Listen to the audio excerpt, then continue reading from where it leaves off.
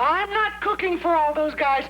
You can just take them to Gino's. Why do some restaurant franchises thrive and others fizzle out? Well, once again, we're taking a look into the greasy secrets and spicy scandals behind these fallen fast food kingdoms. Here are 10 of the worst failed fast food chain restaurants that no one misses, Part 3. You know Gino's sparkles. The place, the food, and the people, too. All-Star Café. There's a place in New York owned by the biggest sports stars around. A sports lover's dream, this chain of sports-themed restaurants was the brainchild of Planet Hollywood, and it was as star-studded as it gets. They had sports legends like Wayne Gretzky, Joe Montana, and Shaquille O'Neal backing them up, promising a dining experience that would be a slam dunk. As you stepped through those doors, it was like entering a sports fanatic's haven. The decor was over the top, with sports memorabilia adorning every available inch of wall space. Heck, they even had booths shaped like baseball gloves. Talk about getting into the theme. Sports, sports, sports, sports, sports. And of course, there were big screen TVs everywhere, ensuring you didn't miss a moment of the game. But it wasn't just about the ambiance, it was about the food. The official All-Star Café served up what they called stadium cuisine. Think hearty burgers, loaded nachos, and wings that could make your taste buds do a touchdown dance. And if you were a sports merch collector, you were in luck because they had professional sports merchandise and souvenirs galore. Now, here's the kicker. While the official All-Star Café was a grand slam for tourists looking for a unique dining experience, it wasn't exactly great for repeat business. Most patrons would swing by while on vacation, check it off their must-see list, and never return. It was the kind of place where once was enough, and that's not a winning strategy for a restaurant. Coming up after the break, we'll have highlights of the playoff game between the Streaking, unrelated. Happy Chef. You like it?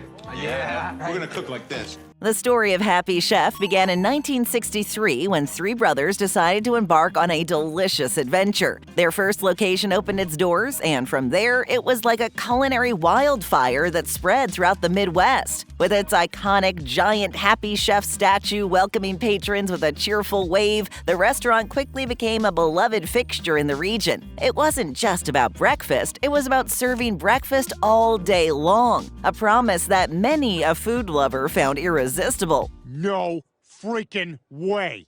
They have breakfast for dinner. However, as the 80s dawned, consumer taste took a turn towards places offering more than just great food. They craved restaurants with a side of alcohol and multiple televisions to catch the latest game. Sadly, this shift in preferences didn't bode well for Happy Chef's many locations. Today, only the original Happy Chef outpost still stands, a beacon of nostalgia for those who remember the good old days. And speaking of nostalgia, the 36-foot-tall Happy Chef statue that once dispensed greetings and corny jokes had a bit of a rough patch in the early 2000s when its electronics gave out. But in 2018, a revival took place, and the Happy Chef got his voice back, once again spreading smiles and laughs to anyone who dropped by. Yes, Chef. Gino's Burgers. He says we're going to Gino's.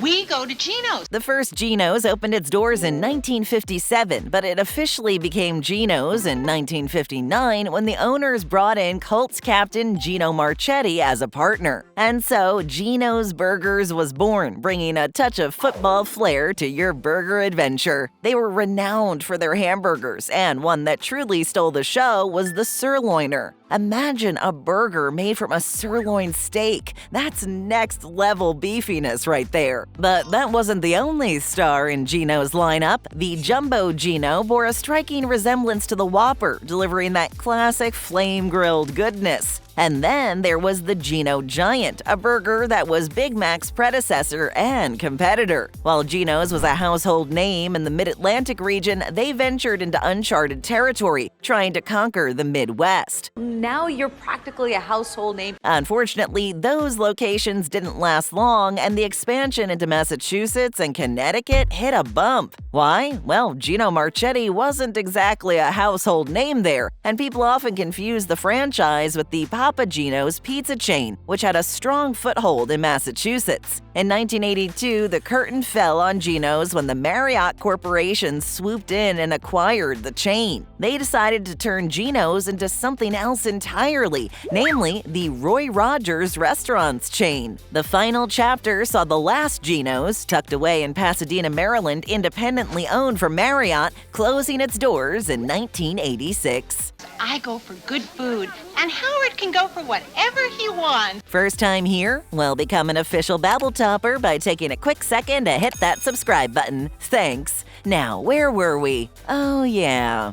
Oh, thank you so much. Steak and Ale. Steak and Ale welcomes you back to the old country inn. All right, let's turn back the clock to the swinging 60s when restaurant pioneer Norman Brinker decided to shake up the dining scene. In 1966, in the heart of Dallas, he unveiled Steak and Ale, an American chain of casual dining restaurants that set out to redefine the steakhouse experience. And boy, did it make a sizzling debut. The moment you stepped into a Steak and Ale restaurant, you were greeted by dimly lit Tudor-style dining rooms, setting the stage for an upscale meal that didn't break the bank. It was here that you could indulge in prime rib dreams, and the signature herb roasted prime rib was the crown jewel of the menu. But that's not all. The Kensington Club, New York Strip, filet mignon, Hawaiian chicken, and spicy grilled chicken pasta were just some of the tantalizing options that graced the menu. Sounds delicious.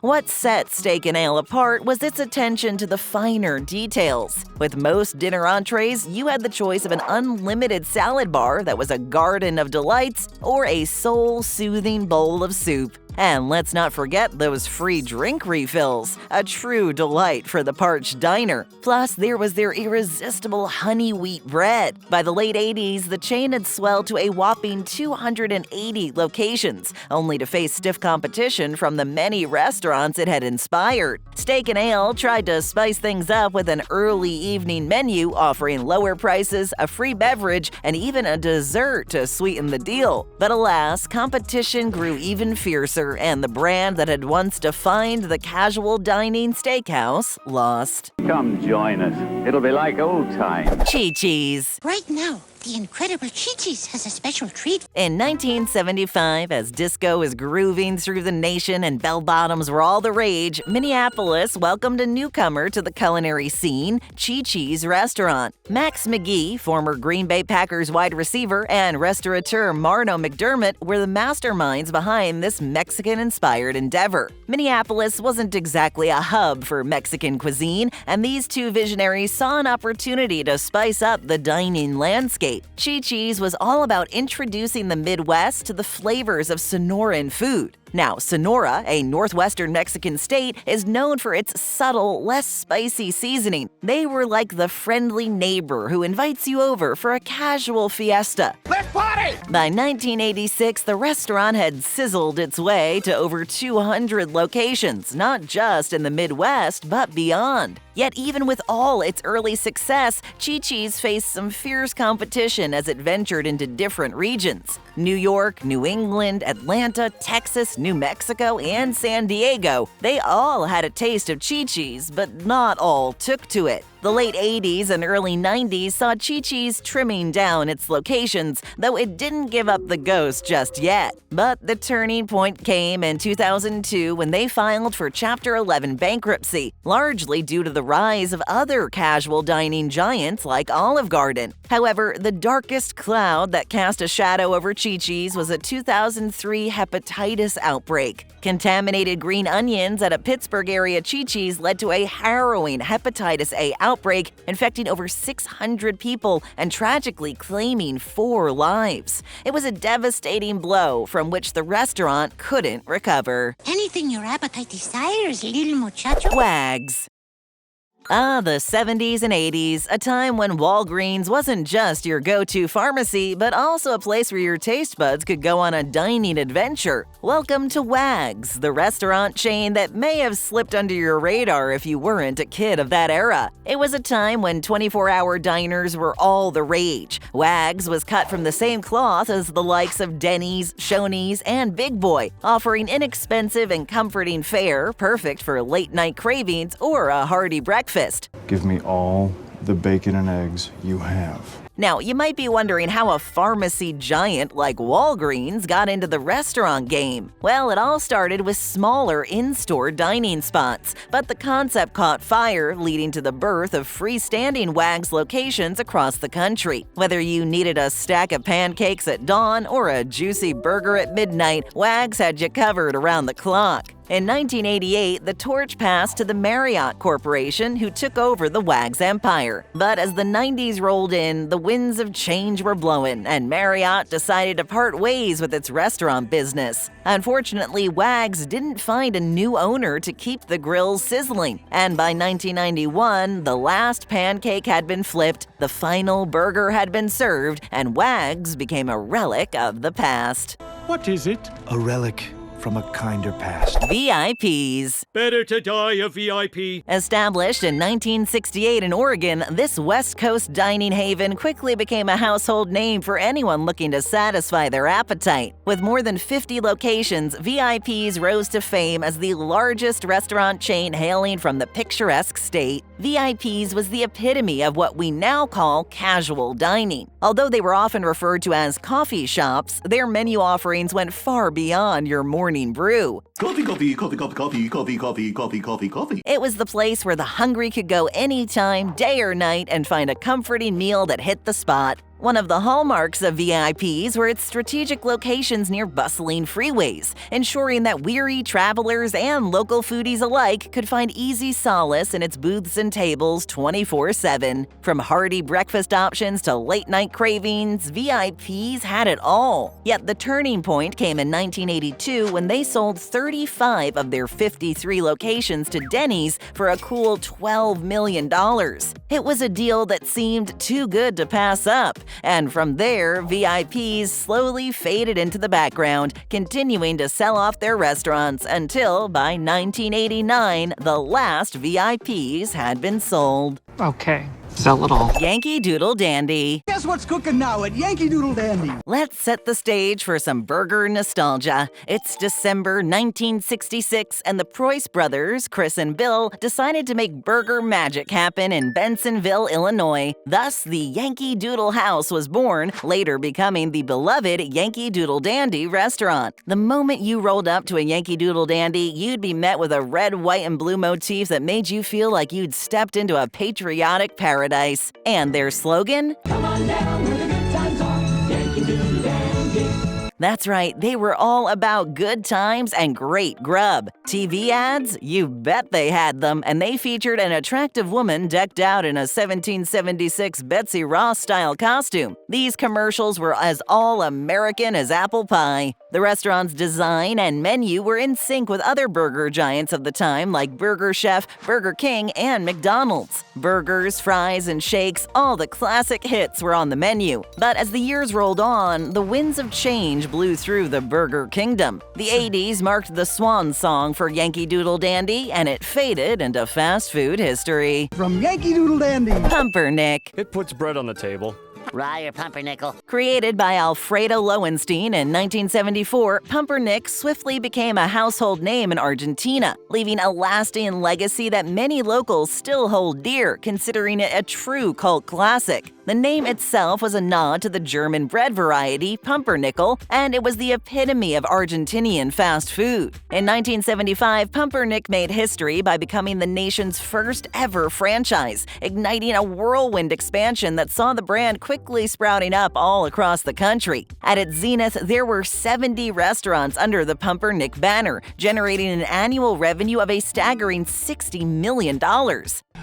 It was a success. Despite its initial success, Pumpernickel faced challenges, with varying food quality due to issues like inconsistent management and standards. As larger American fast food chains like McDonald's and Burger King set up shop in Argentina in the late 80s, the competition became fierce. Pumpernickel was even embroiled in a legal battle with Burger King over its logo and name, which ultimately led to the chain dropping the Nick and rebranding to Pumper. Unable to keep up with the heavyweight contenders, Pumpernickel eventually filed for bankruptcy in early 1999, bringing the curtain down on an era of delectable Argentine fast food. I declare Bankruptcy!